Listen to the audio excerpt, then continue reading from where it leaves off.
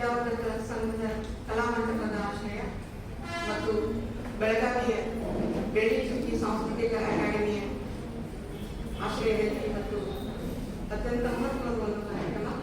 ಈ ಕಾರ್ಯಕ್ರಮಕ್ಕೆ ಅಧ್ಯಕ್ಷತೆಯನ್ನು ನೀಡಿರುವಂತಹ ಕರ್ನಾಟಕ ವಿದ್ಯಾವರ್ಧಕ ಸಂಘದ ಅಧ್ಯಕ್ಷರಾಗಿರುವ ಅಣ್ಣ ಶಂಕರ್ ಅಂದತಿ ಸರ್ ಅವರಿಗೆ, ನಮ್ಮ ನಾಡು ವಿಶಿಷ್ಟ ಕಲಾವಿದೆ ವಿಶ್ವೇಶ್ವರ ಹಿರೇಮಠ ಅವರಿಗೆ, ವಿನೋಬ ಈಶ್ವರಿ ಬೆಳ್ಳಿ ಚುಕ್ಕಿ ಅಕಾಡೆಮಿಯ ಅಧ್ಯಕ್ಷರಾಗಿರುವಂತಹ ಡಾಕ್ಟರ್ ರಾಜೇಶ್ವರಿ ಹಿರೇಮಠ ಅವರಿಗೆ, ಶಿವಾನಂದನವರಿಗೆ, ಚೆನ್ನಾಗಿ ನಿರ್ವಹಣೆ ಮಾಡುತ್ತಿರುವಂತಹ ಅನುಪೂರ್ಣ ಅವರಿಗೆ, ಕಲಾಭಿಮಾನಿಗಳಾದ ಕಲಾಪ್ರೇಮಿಗಳಾದ ಕಲಾರಾಧಕರಾದಂತಹ ತಮಗೆಲ್ಲ ಈ ಸಂದರ್ಭದಲ್ಲಿ ಶರಣಾರ್ಥಿಗಳನ್ನು ಪ್ರಾರ್ಥಿಸುತ್ತೇನೆ. ಕಲೆ ಸಂಸ್ಕೃತಿಗೆ ಉತ್ತರ ಕರ್ನಾಟಕದ ಕೊಡುಗೆ ಈ ವಿಷಯದ ಬಗ್ಗೆ ಮಾತನಾಡಬೇಕು ಅಂತ ಇಬ್ಬರು ಈಶ್ವರಿ ದ್ವಯರು ನನಗೆ ಕೇಳಿದ್ರು. ಬಹಳ ವ್ಯಾಪಕವಾಗಿರುವಂತಹ ವಿಷಯ. ಆದರೂ brevity is the soul of it ಅಂತ ಹೇಳ್ತಾರೆ. ಯಾರು ಸಂಕ್ಷಿಪ್ತವಾಗಿ ಮಾತಾಡ್ತಾರೆ ಬರೀತಾರೆ ಅವರು ನಿಜವಾಗಿಯೂ ಜ್ಞಾನದಲ್ಲ. ಅದಕ್ಕೆ ಇವತ್ತು ನಾವು ಜ್ಞಾನ ಎನಿಸಿಕೊಳ್ಳಿಕ್ಕೆ ಅತ್ಯಂತ ಸಂಕ್ಷಿಪ್ತವಾಗಿ ಮಾತನಾಡಿದ್ದೇನೆ. ಜೀವನಕ್ಕಾಗಿ ಒಂದು ಕಲೆ, ಆನಂದಕ್ಕಾಗಿ ಒಂದು ಜೀವನಕ್ಕಾಗಿ ಒಂದು ವೃತ್ತಿ, ಆನಂದಕ್ಕಾಗಿ ಒಂದು ಕಲೆ, ಇಷ್ಟಾದರೂ ಬೇಕು ಮಾನವನ ನೆಮ್ಮದಿಯ ಬದುಕಿಗೆ ಅನ್ನುವಂಥದ್ದು ಅನುಭವಿಕರ ನುಡಿ. ನಮಗೆಲ್ಲ ಗೊತ್ತಿದೆ, ನಮ್ಮ ಬದುಕಿನ ಎಲ್ಲ ಚಟುವಟಿಕೆಗಳ ಮೂಲ ಮತ್ತು ಅಂತಿಮ ಉದ್ದೇಶ ಆನಂದದ ಅನ್ವೇಷಣೆ, ಆನಂದದ ಹುಡುಕಾಟ. ಅದನ್ನೇ ದಾರ್ಶನಿಕ ಡಿವಿಜಿಯವರು ಬಹಳ ಚೆನ್ನಾಗಿ ಹೇಳ್ತಾರೆ. ಹಾಸ್ಯದಳು, ಹಾಡಿಗಳು, ಮಾತಿಗಳು, ಮೌನದಳು, ಮಾನವ ಪ್ರಣಯದಳು, ವೀರ ವಿಜಯದಳು, ಎಂತೋ ಏನೋ ಸಮಾಧಾನವಾದ ಸುಖಿತ ಆನಂದವಾತ್ಮಗುಣ ಮಂಕುತಿಮ್ಮ. ಕಲೆ ಇವತ್ತು ನಮ್ಮ ಆನಂದದ ಮೂಲವಾಗಿರುವ ಹಾಗೆ ನಮ್ಮ ಭಾವಾಭಿವ್ಯಕ್ತಿಯ ಸಶಕ್ತ ಮಾಧ್ಯಮವೂ ಕೂಡ ಆಗಿರುವುದನ್ನು ನೋಡ್ತೇವೆ. ಸಂಗೀತ ಇರ್ಬೋದು, ಅಭಿನಯ ಇರ್ಬೋದು, ಚಿತ್ರಕಲೆ ಇರ್ಬೋದು, ನೃತ್ಯ, ಶಿಲ್ಪ, ಇವುಗಳ ಮುಖಾಂತರ ನಾವು ನವರಸಗಳನ್ನ ಅಭಿವ್ಯಕ್ತಿಸ್ತೇವೆ. ಜೊತೆಗೆ ನಮ್ಮ ಅಂತರಂಗದ ಎಲ್ಲ ಕನಸು, ಕಲ್ಪನೆ, ಅನಿಸಿಕೆ, ಭಾವನೆಗಳಿಗೆ ಶಾಬ್ದಿಕ ಅಥವಾ ಭಾಷಿಕ ರೂಪವನ್ನ, ಧ್ವನ್ಯಾತ್ಮಕ ಅಭಿವ್ಯಕ್ತಿಯನ್ನು ನೀಡಿ ಸಂತೋಷ ಪಡ್ತೇವೆ. ಜೊತೆಗೆ ಕೇಳುಗರಿಗೆ, ನೋಡುಗರಿಗೆ ಆನಂದವನ್ನ ನೀಡ್ತೇವೆ. ಕಲೆಗೆ ಭಾವನೆಗಳನ್ನ ಅರಳಿಸುವಂತಹ, ಕೆರಳಿಸುವಂತಹ, ಸಬ್ಲೈನ್ ಮಾಡುವಂತಹ, ಉದಾತ್ತೀಕರಿಸಿಕೊಳ್ಳುವಂತಹ ಬಹಳ ದೊಡ್ಡ ಶಕ್ತಿ, ಸಾಮರ್ಥ್ಯ ಇರುವುದನ್ನು ನೋಡ್ತೇವೆ. ನಮ್ಮ ವ್ಯಕ್ತಿತ್ವದ ಬಹಳ ಒಂದು ಮಹತ್ವದ ಅಂಶ ಅಂದ್ರೆ ಭಾವನಾತ್ಮಕ ಅಂಶ. ನಾವು ಇವತ್ತು ಭಾವನೆಗಳ ಮೇಲೆ ಬದುಕಿದ್ದೇವೆ ಎನ್ನುವಂಥದ್ದು. ಯಾವ ಮನುಷ್ಯನಿಗೆ ಭಾವನೆಗಳಿಲ್ಲ, ಸ್ಪಂದನೀಯ ಗುಣ ಇಲ್ಲ, ಸಂವೇದನೆ ಇಲ್ಲ, ಅಂತ ವ್ಯಕ್ತಿ ಬಂಡೆಗಲ್ಲು ಇದ್ದಂತೆ ಅಂತ ಹೇಳ್ತಾರೆ. ನಾವಿವತ್ತು ಬಂಡೆಗಲ್ಲನ್ನು ಮುದ್ದಿಸಿದ್ರು ಅಷ್ಟೇ, ಮುದ್ದಿದರೂ ಅಷ್ಟೇ, ಅದು ಏನು ಪ್ರತಿಕ್ರಿಯೆ ನೀಡುವುದಿಲ್ಲ. ಅದಕ್ಕೆ ಶೇಕ್ಸ್ಪಿಯರ್ ನಾಟಕದ ಜೂಲಿಯಸ್ ಸೀಸರ್ ಒಂದು ಮಾತು ಬರೀತಾರೆ. ಜೂಲಿಯಸ್ ಸೀಸರ್ ಬಹಳ ದೊಡ್ಡ ಅರಸ, ಎಲ್ಲರನ್ನೂ ಪ್ರೀತಿಸ್ತಿರ್ತಾನೆ, ಎಲ್ಲರನ್ನೂ ಗೌರವಿಸ್ತಿರ್ತಾನೆ. ಒಬ್ಬ ವ್ಯಕ್ತಿ ಕ್ಯಾಸಿಯಸ್ ಅನ್ನುವಂಥ ವ್ಯಕ್ತಿ ಅಂದ್ಕೊಂಡ್ರೆ ಮಾತ್ರ ಏನೋ ಬ್ಯಾಸರ, ದ್ವೇಷ. ಕೇಳ್ತಾರೆ ನನ್ನಂತವ್ರು, ಏನ್ರಿ ದೊರೆಗಳೇ ಎಲ್ಲರನ್ನೂ ಪ್ರೀತಿಸ್ತೀರಿ, ಯಾಕೆ ಕ್ಯಾಸಿಯಸ್ ಯಾಕೆ ನೀವು ಸಮೀಪ ನೋಡುದಿಲ್ಲ, ಯಾಕೆ ಅವನ ಬಗ್ಗೆ ನೀವು ಇಷ್ಟು ದ್ವೇಷ ಪಡ್ತಾ ಇದ್ದೀರಿ? ವಿಲಿಯಂ ಶೇಕ್ಸ್ಪಿಯರ್ ಕವಿ ಜೂಲಿಯಸ್ ಸೀಸರ್ ಮುಖಾಂತರ ಒಂದು ಮಾತನ್ನು ಹೇಳ್ತಾರೆ. ನನಗೆ ಕ್ಯಾಸಿಯಸ್ ಕಂಡ್ರೆ ಭಯ, ನಮ್ಮ ಕಂಡ್ರೆ ಯಾಕೆ ಆಗುದಿಲ್ಲ ಅಂದ್ರೆ, he loves no place, he likes no music, he reads no novels or literature. Such men as he are not at ease at heart and they are to be guarded against. ಯಾವ ವ್ಯಕ್ತಿ ಅಂದ್ರೆ ಕ್ಯಾಸಿಯಸ್ ಇವತ್ತು ಅವನು ನಾಟಕಗಳನ್ನು ನೋಡುವುದಿಲ್ಲ, ಸಂಗೀತವನ್ನು ಕೇಳುವುದಿಲ್ಲ, ಸಾಹಿತ್ಯವನ್ನು ಓದುವುದಿಲ್ಲ, ಅಂಥವರು ಮಾನಸಿಕವಾಗಿ ಸಮಾಧಾನದಿಂದ ಇರಲಿಕ್ಕೆ ಸಾಧ್ಯವೇ ಇಲ್ಲ. ಅವರು ಕಲ್ಲು ಹೃದಯಗಳಾಗಿರ್ತಾರೆ, ಭಾಷಾನು ಹೃದಯಗಳಾಗಿರ್ತಾರೆ. ಅದಕ್ಕೆ ಅವ್ರ ಬಗ್ಗೆ ನಾವು ಅವರು ಕ್ರೂರಿಗಳಾಗಿರ್ತಾರೆ. ಅದಕ್ಕೆ ಅವ್ರ ಬಗ್ಗೆ ನಾವು ಬಹಳ ಎಚ್ಚರದಿಂದ ಇರಬೇಕು ಅನ್ನುವಂಥ ಮಾತನ್ನು ಶೇಕ್ಸ್ಪಿಯರ್ ಹೇಳ್ತಾರೆ. ಅಂದ್ರೆ ಕಲೆಯ ಬಗೆಗೆ ನಮ್ಮ ಪ್ರೀತಿ ನಮ್ಮನ್ನ ಸಹೃದಯರನ್ನಾಗಿ ಮಾಡ್ತದೆ, ನಮಗೊಂದು ರೀತಿಯ ರಸಾನುಭೂತಿಯ ಒಂದು ಅನುಭವವನ್ನು ನೀಡುತ್ತದೆ. ಹಾಗಾಗಿ ಇವತ್ತು ನಾವು ಕಲೆಯನ್ನು ಪ್ರೀತಿಸುವುದು, ಆರಾಧಿಸುವುದು ಬಹಳ ಅತ್ಯವಶ್ಯ ಅನ್ನುವಂಥ ಹಿನ್ನೆಲೆಯಲ್ಲಿ ನಮಗೆಲ್ಲ ಗೊತ್ತಿದೆ, ಗಾನವಿಂದೆಯೂ ಲೇಸುವುದು ಅಂತ ಸರ್ವಜ್ಞ ಕವಿ ಹೇಳ್ತಾರೆ. ಸಂಗೀತ ಎಲ್ಲರಿಗೂ ಆನಂದವನ್ನು ಕೊಡುವಂತಹ, ಜೊತೆಗೆ ಎಲ್ಲರಿಗೂ ಅರ್ಥವಾಗುವಂತಹ ಒಂದು ಭಾವನಾತ್ಮಕ ಭಾಷೆ ಸಂಗೀತ. ಕರ್ನಾಟಕದಲ್ಲಿ ಹರಿದಾಸರು ಕರ್ನಾಟಕೀಯ ಸಂಗೀತವನ್ನು ಆಹಾರವಾಗಿಟ್ಟುಕೊಂಡು ತಮ್ಮ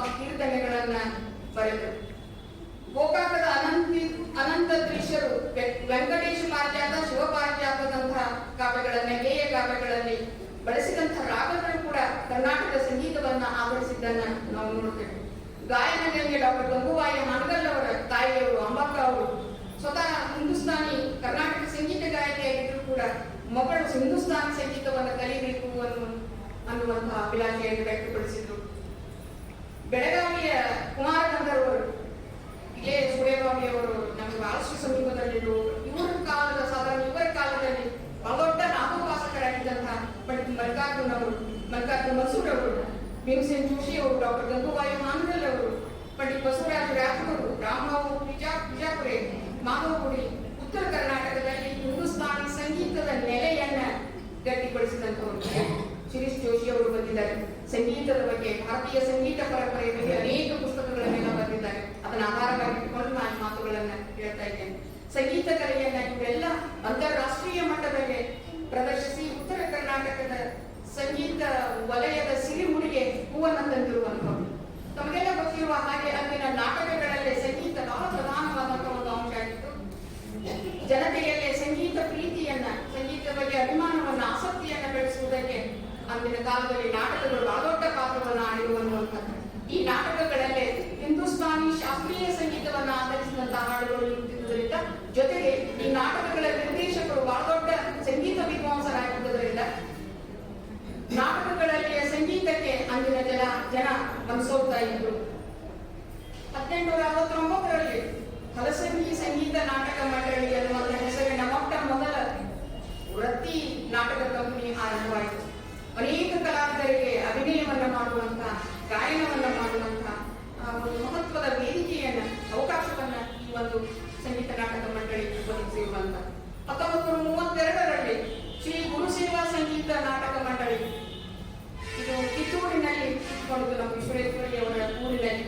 ಇದರ ಒಡೆಯರು ಯಾರಿದ್ರು ಅಂದ್ರೆ ಸೂಡಿ ಹುಚ್ಚಪ್ಪನವರು ಮತ್ತು ನಾಡೋಜ, ನಮ್ಮ ರಂಗಭೂಮಿಯ ಸಾಮ್ರಾಟರಾಗಿದ್ದಂತಹ ವೇದಿಕೆ ಬಾಳದವರು. ಇದು ಕಿತ್ತೂರಿನ ಸಾಂಸ್ಕೃತಿಕ ಇತಿಹಾಸದಲ್ಲಿ ಬಹಳ ದೊಡ್ಡ ಒಂದು ಮೈಲುಗಲ್ಲು ಅನ್ನುವಂಥ. ಇದರ ಪರಿಣಾಮ ಏನಾಯಿತು ಅಂದ್ರೆ ಸಂಗೀತವನ್ನು ಪ್ರೀತಿಸುವವರ ಬಹಳ ದೊಡ್ಡ ಬಳಗವೇ ಆ ಸಂದರ್ಭದಲ್ಲಿ ಬೆಳೀತು. ಶ್ರೀ ನರಸಿಂಹ ಚಿಕ್ಕಾಮಿ ಅನ್ನುವಂಥವರು ಕಿತ್ತೂರಿನಲ್ಲಿ ಒಂದು ದೊಡ್ಡ ಸಂಗೀತ ಶಾಲೆಯನ್ನೇ ಪ್ರಾರಂಭ ಮಾಡಿದ್ರು ಅನ್ನೋದನ್ನು ನಾವು ನೋಡ್ತೇವೆ. ಹಾಗೆಯೇ ಗದುಗಿನ ಪುಟ್ಟರಾಜ ಗವಾಯಿಗಳವರ ಸಂಗೀತ ಶೈಲಿ, ಅವರ ಸಾಧನೆ ಬಹಳ ಅದ್ಭುತವಾಗಿರುವಂಥದ್ದು. ಎ.ವಿ. ಬಾಳಪ್ಪನವರ ಸಾರಥ್ಯದಲ್ಲೇ, ಅವರ ಒಂದು ಮಾರ್ಗದರ್ಶನದಲ್ಲಿ ರಂಗಗೀತೆಗಳನ್ನ ಕಲಿತು ಪಂಡಿತ್ ಶಿವಾನಂದ ಪಾಟೀಲ್ ಅಂತವರು, ಸಂಗೀತ ಕಟ್ಟಿ ಅಂತವರು, ಸುಭದ್ರಮ್ಮ ಮನ್ಸೂರ್ ಅಂತವರು, ಗಂಗಯ್ಯ ಶಿರೂರು, ರವೀಂದ್ರ ಸೋರಗಾವಿ ಮುಂತಾದವರೆಲ್ಲ ಹಾಡಿದ ರಂಗಗೀತೆಗಳ ಒಂದು ಸಿಡಿಯನ್ನ ಇವತ್ತು ನಾಟಕ ಅಕಾಡೆಮಿ ಸಿದ್ಧಪಡಿಸಿರುವಂತ. ಕಿತ್ತೂರು ನಾಡು ಹಲವಾರು ಶ್ರೇಷ್ಠ ಕಲಾವಿದರ ಒಂದು ಬೀಡು ಅನ್ನುವಂಥ. ಡಾಕ್ಟರ್ ಸುಲಭಾದತ್ತ ನೀರಳಿಯವರು ಅವರು ಉಪನ್ಯಾಸಕಿಯಾಗಿದ್ದಾರೆ. ಕಿತ್ತೂರಿನ ಸಂಗೀತದ ಕುರಿತಾಗಿ ಪುಸ್ತಕಗಳನ್ನು ಅವರು ಬರೆದಿದ್ದಾರೆ. ಅದರ ಜೊತೆಗೆ ಕಿತ್ತೂರಿನ ಬಸಲಿಂಗಯ್ಯ ಹಿರೇಮಠ ದಂಪತಿಗಳು, ನಮ್ಮ ವಿಶ್ವೇಶ್ವರಿಯವರು, ಅವರು ಪತಿ ಬಸಲಿಂಗಯ್ಯನವರ ಬೆನ್ನೆಲುಬಿನ ಬೆಳಕಾಗಿ, ಶಕ್ತಿಯಾಗಿ, ಅದ್ಭುತವಾಗಿ ಜಾನಪದ ಶೈಲಿಯ ಹಾಡುಗಾರಿಕೆಗೆ ಇಬ್ಬರು ಹೆಸರು ಮಾಡಿದಂಥವು. ತತ್ವಪದ, ವಚನ, ದಾಸವಾಣಿ, ಭಾವಗೀತೆ ಎಲ್ಲ ಪ್ರಕಾರದ ಹಾಡುಗಳನ್ನು ಹಾಡುವಲ್ಲಿ ಈ ದಂಪತಿಗಳು ನಿಷ್ಣಾತರಾಗಿದ್ದಂಥವರು. ಅನೇಕ ನಾಟಕಗಳಿಗೆ ಸಂಗೀತ ನಿರ್ದೇಶನವನ್ನ ಮಾಡಿದಂಥವರು ಬಸಲಿಂಗಯ್ಯ ಅವರು, ಜೊತೆಗೆ ವಿಶ್ವೇಶ್ವರಿಯವರು. ರಂಗಭೂಮಿ ಮತ್ತು ಸಂಗೀತ ಕ್ಷೇತ್ರಕ್ಕೆ ಇವರಿಬ್ಬರ ಕೊಡುಗೆ ಬಹಳಷ್ಟು ಮೌಲಿಕವಾಗಿರುವಂತಹ. ಕಿತ್ತೂರಿನ ಸಾಂಸ್ಕೃತಿಕ ವಲಯದ ಒಂದು ಜೀವಂತಿಕೆಯನ್ನು ಕಾಪಾಡಿಕೊಂಡು ಬರುವಲ್ಲಿ ಅನೇಕ ಸಂಗೀತ ಆರಾಧಕರು, ಸಂಗೀತದಲ್ಲಿ ಸಾಧನೆಯನ್ನು ಮಾಡಿದಂಥವರು. ಅವರು ಸಂದೀಪ್ ದೇಶಪಾಂಡೆ ಅವರಿರ್ಬೋದು, ಮುಕುಲ್ ಗುಣಾಂಗಾರ್ ಇರ್ಬೋದು, ಹನ್ನಿಕೇರಿ ಮಲ್ಲಯ್ಯ, ಈ ಪಟ್ಟಿ ಇವುಗಳಿದ್ದಾರೆ. ಹಾಗೆಯೇ ತಿಬಡಹಳ್ಳಿಯ ಮರಿಕಲ್ಲಪ್ಪ ರುದ್ರಪ್ಪ ಮಲ್ಶೆಟ್ಟಿ, ಬಸವರಾಜ ಮಲ್ಶೆಟ್ಟಿ ಅವರ ತಂದೆಯವರು ಬಹಳ ದೊಡ್ಡ ಲಾವಣಿಕಾರರಾಗಿದ್ದನ್ನು ನಾವು ನೋಡ್ತೇವೆ. ದೇಗಾವಿಯ ದೈವಗಳ ಸಮೀಪದಲ್ಲಿದ್ದಂತಹ ದೇಗಾವಿಯ ಅಜ್ಜಪ್ಪ ಪಾಟೀಲ್, ಅಕ್ರೌಲ್ ಜೈಪುರ್ ಘರಾಣಿಯ ಹಾಡುಗಾರರಾಗಿದ್ದಂಥವರು. ಅವರು ಬರೆದಿರುವಂತಹ ಸಂಗೀತ ಶಾಸ್ತ್ರ ದರ್ಪಣ ಗ್ರಂಥ ಇವತ್ತು ಸಂಗೀತವನ್ನು ಅಭ್ಯಾಸ ಮಾಡುವಂತಹ ವಿದ್ಯಾರ್ಥಿಗಳಿಗೆ ಬಹಳ ದೊಡ್ಡ ಮಾರ್ಗದರ್ಶನವನ್ನು. ಹಾರ್ಮೋನಿಯಂ ವಾದನದಲ್ಲಿ ನಮ್ಮ ಇವತ್ತು ಹಾರ್ಮೋನಿಯಂ ಬಾರಿಸ್ತಾರೆ, ತಬಲಾ ಬಾರಿಸ್ತಾರೆ ಶರಣಪ್ಪ ಶೆಟ್ಟರ್ ಅವರು, ಸುಧಾಂಶು ಕುಲಕರ್ಣಿ ಅವರು, ಡಾಕ್ಟರ್ ರವೀಂದ್ರ ಕಾಟೋಟಿ ಅವರು, ರವೀಂದ್ರ ಮಾರೇಜಿ ಅವರು. ಆಮೇಲೆ ರಾಷ್ಟ್ರ ಮಟ್ಟದಲ್ಲಿ ಇವರೆಲ್ಲ ಹೆಸರು ಮಾಡಿರುವುದರ ಜೊತೆಗೆ ನಮ್ಮ ಭಜನಾ ಚೂಡಾಮಣಿ ಅನಿಸಿಕೊಂಡಿರುವಂತಹ ವಿ ಕಡ್ಲಾಸ್ಕರ್ ಗೋವಾ ಅವರು ಅನೇಕ ಭಜನಾ ಮಂಡಳಿಗಳಿಗೆ ಸಂಗೀತವನ್ನ ಕಲಿಸಿದ್ದಾರೆ. ತಾಲೂಕಿನ ಪಾಶ್ಚಾತ್ಯ ದೊಡ್ಡ ಸಂಗೀತಗಾರರು. ಅವರ ಶಿಷ್ಯ ಪರಂಪರೆ ಬಹಳ ದೊಡ್ಡದು. ಅದರಲ್ಲಿ ಪಂಡಿತ ಅನಂತ ಕೇರಳಾಳ್ ಅವರು, ಸಾಯಿನಾಥ್ ಮೋಹಿತೆ ಅವರು, ಪ್ರಭಾಕರ್ ಶಾಪೂರ್ಕರ್ ಅವರು ಪ್ರಮುಖರು ಅನ್ನೋದನ್ನ ನೋಡ್ತೇವೆ. ಶಾಸ್ತ್ರೀಯ ಮತ್ತು ರಂಗ ಸಂಗೀತದಲ್ಲಿ ಸಾಧನೆ ಮಾಡಿದಂಥವರು ಮೃತ್ಯುಂಜಯ ಬುವಾ ಪುರಾಣಿಕ್ ಮಠ ಅವರು. ಅದರ ಜೊತೆಗೆ ಮುರುಗೋಡದ 1000 ಹಾಡಿನ ಸರ್ದಾರ ಅನ್ನಿಸಿಕೊಂಡಂತಹ ಕೆ ಬಾಳಪ್ಪನವರು ಕರ್ನಾಟಕದಾದ್ಯಂತ ಸುತ್ತಾಡಿ ಜಾನಪದ ಮತ್ತು ಇಂದಿನ ಕುವೆಂಪು, ಬೇಂದ್ರೆ, ಟಿ.ಎಸ್. ಪ್ರಮುಖ ಕವಿಗಳ ಹಾಡುಗಳನ್ನ ಹಾಡಿ ಜನಮನವನ್ನು ಸೂರಿಕೊಂಡಿರುವಂತಹ ಸಂಗೀತ ಸಾಮ್ರಾಟರು. ಭೀಮಸೇನ್ ಜೋಶಿ ಅವರ ಶಿಷ್ಯತ್ವವನ್ನು ಸ್ವೀಕಾರ ಮಾಡಿದಂತಹ ಕಂಚಿನ ತಂಡದ ರಾಜಗೋಪಾಲ್ ಗೋಖಲೆ ಅವರು, ಗುರುರಾಜ್ ಮುರಸ್ಕರ್ ಅವರು ಅನೇಕರು ಪಟ್ಟಿಯನ್ನು ಬೆಳೆಯುತ್ತದೆ. ನಮಗೆ ಸ್ನೇಹ ರಾಜೂರ್ಕರ್ ಅವರು, ಡಾಕ್ಟರ್ ಸುನೀತಾ ಪಾಟೀಲ್ ಅವರು, ನೈನಾ ಗಿರಿಗೌಡರವರು ಇವರೆಲ್ಲ ಉತ್ತರ ಕರ್ನಾಟಕದ ಅತ್ಯುತ್ತಮ ಗಾಯಕರು ಅಂತ. ಅದರ ಜೊತೆಗೆ ಬೆಳಗಾವಿಯ ಸಂಜಯ್ ದೇಶಪಾಂಡೆ ಅವರು ಸಿತಾರ ವಾದಕರ ಪಡೆಯನ್ನ ಇವತ್ತು ನಿರ್ಮಾಣ ಮಾಡ್ತಾ ಇದ್ದಾರೆ. ನಿರಂಜನ್ ಬಡಿಗೇರ್ ಅವರು ಶಾಸ್ತ್ರೀಯ ಸಂಗೀತದಲ್ಲಿ ದೊಡ್ಡ ಸಾಧನೆಯನ್ನ ಮಾಡ್ತಾ ಇದ್ದಾರೆ. ಮುಕುಂದ್ ಗೋರೆ ಅವರು, ವಾಮನ್ ವಾಗುಕರ್ ಅವರು, ಆಮೇಲೆ ನಾರಾಯಣ ಗಣಾಚಾರ್ಯ ಅವರು, ಸಂತೋಷ್ ಪುರಿ, ಜಿತೇಂದ್ರ ಸಾವನ್ ಅವರು, ದಯಾನಂದ ಕಾಮತ್ ಎಲ್ಲ ಎಷ್ಟು ಚೆನ್ನಾಗಿ ತಬಲಾ ಸದ್ದು ಮಾಡ್ತಾರೆ ಅಂದ್ರೆ ಅವರು ತಬಲಾ ಬಾರಿಸುವಾಗ ನಾವೆಲ್ಲ ತಲೆದೂಗಿಸ್ತಾ ಇರ್ತೇವೆ. ಅಂತೆಯೇ ಇವತ್ತು ಬಹಳ ಮುಖ್ಯವಾಗಿ ಉತ್ತರ ಕರ್ನಾಟಕದ ಕಲೆ ಮತ್ತು ಸಂಸ್ಕೃತಿಗೆ ಬಹಳ ಮೌಲಿಕವಾದಂತಹ ಒಂದು ಕೊಡುಗೆಯನ್ನ ನೀಡುತ್ತಿರುವಂತಹ ಸಂಸ್ಥೆಗಳಲ್ಲಿ ಬೆಳಗಾವಿಯ ಬೆಳ್ಳಿ ಚುಕ್ಕಿ ಸಾಂಸ್ಕೃತಿಕ ಅಕಾಡೆಮಿ ಪ್ರಮುಖವಾಗಿರುವಂಥದ್ದು, ಮುಂಚೂಣಿಯಲ್ಲಿ ಇರುವಂಥದ್ದು. ನಾಡು ನುಡಿಯ ಕುರಿತಾದ ಅಭಿಮಾನವನ್ನ ಧನ ಕನಕದ ವ್ಯಾಮೋಹದ ರಕ್ಕಸವನ್ನು ಕೂಡು ಅಭಿಮಾನವೇ ಧನವಲ್ಲವೇ ಅದಕ್ಕಾಗಿಯೇ ಬಾಳುವುದು ಅಂತ ನಮ್ಮ ಕವಿಗಳು ಹೇಳಿರುವ ಹಾಗೆ ನಾಡು ನುಡಿಯ ಬಗೆಗಿನ ಅಭಿಮಾನವನ್ನ ಅಂಕುರಿಸುವುದರ ಜೊತೆಗೆ ಪಾರಂಪರಿಕ ಕಲೆಗಳು, ಅದು ಹಚ್ಚಿಬಟ್ಟು ಇರ್ಬೋದು, ಗೌರಿ ಇರ್ಬೋದು, ಹೆಣಿಗೆ ಬರಿಗೆ, ಇವುಗಳಲ್ಲಿ ಅನೇಕ ಆಚರಣೆಗಳಿರ್ಬೋದು, ಇಂದಿನ ಮತ್ತು ಮುಂದಿನ ತಲೆಮಾರುಗಳಿಗೆ ಇವುಗಳನ್ನು ಪರಿಚಯಿಸುವಂತಹ ಬಹಳ ದೊಡ್ಡ ಒಂದು ಆಶಯದೊಂದಿಗೆ ಈ ಒಂದು ಬೆಳ್ಳಿ ಚುಕ್ಕಿ ಸಾಂಸ್ಕೃತಿಕ ಅಕಾಡೆಮಿ 6 ವರ್ಷಗಳ ಹಿಂದೆ ಅದು ಡಾಕ್ಟರ್ ರಾಜೇಶ್ವರಿ ಹಿರೇಮಠ ಅವರಿಂದ ಸ್ಥಾಪಿತವಾಯಿತು ಅನ್ನೋದನ್ನ ನಾವು ಕೇಳಿದ್ದೇವೆ. ಅವರು 2 ವರ್ಷದ ಹಿಂದೆ ಅವೆಲ್ಲ ಇಲ್ಲಿಯ ಸಾಕ್ಷಿಯಾಗಿದೆ. 2 ವರ್ಷದ ಹಿಂದೆ ಇಲ್ಲಿಯ ಸಭಾಯಂತ್ರದ ಸಭಾಂಗಣದಲ್ಲಿ ಕರೋಂಗೆ ಮ್ಯಾರಾಥಾನ್ ಹೆಸರಿನಲ್ಲಿ 50 ವಿದ್ಯಾರ್ಥಿಗಳು, ಸಂಗೀತ ವಿದ್ಯಾರ್ಥಿಗಳು 30 ಗಂಟೆಗಳವರೆಗೆ ಸತತ ಹಾಡಿ ವಿಶ್ವ ದಾಖಲೆಯನ್ನು ನಿರ್ಮಿಸಿದ್ದಾರೆ. ವಿಶ್ವ ದಾಖಲೆಯನ್ನೇ ಇನ್ನೂ ಯಾರು ನೋಡಿಲ್ಲ. ಸಾಂಸ್ಕೃತಿಕ ಸಂಘದ ಸಂಗೀತ ಸಾಧನೆಯ ಶ್ರೇಷ್ಠತೆಯನ್ನ ಅದು ವ್ಯಕ್ತಪಡಿಸಿರುವಂತಹದ್ದು. ಈ ಸಂಸ್ಥೆಯ ಸಂಗೀತ ಕ್ಷೇತ್ರದ ಸಾಧನೆಗೆ ಈ ಒಂದು ವಿಶ್ವ ದಾಖಲೆ ಕನ್ನಡಿಯನ್ನ ಹಿಡಿತಾ ಇದೆ. ಆಮೇಲೆ ಬಹಳ ಮುಖ್ಯವಾಗಿರುವಂತಹದ್ದು ಆ ಸಂಸ್ಥೆಯ ಅಧ್ಯಕ್ಷ ಡಾಕ್ಟರ್ ರಾಜೇಶ್ವರಿ ಅವರು ಒಳ್ಳೆಯ ಗಾಯಕಿಯಾಗಿದ್ದಾರೆ, ಒಳ್ಳೆಯ ಅಭಿನೇತ್ರಿಯವರು, ಅಭಿನಯ ಅವರು ಏನ್ ಮಾತಾಡೋದು ನನಗಿಂತ ಚಲೋ ಅವರು ಮಾತಾಡಿ ತೋರಿಸ್ತಾರೆ. ಬಹಳ ಚೆನ್ನಾಗಿ ಅಭಿನಯ ಮಾಡ್ತಾರೆ, ಒಳ್ಳೆಯ ನಿರೂಪಕಿಯಾಗಿದ್ದಾರೆ. ಅಷ್ಟ ನಮ್ಮ ನಾಲಿಗೆಯನ್ನ ತೃಪ್ತಿಪಡಿಸುವಂತಹ ಪಾಕಶಾಸ್ತ್ರ ಪ್ರವೀಣಿಯಾಗಿದ್ದಾರೆ.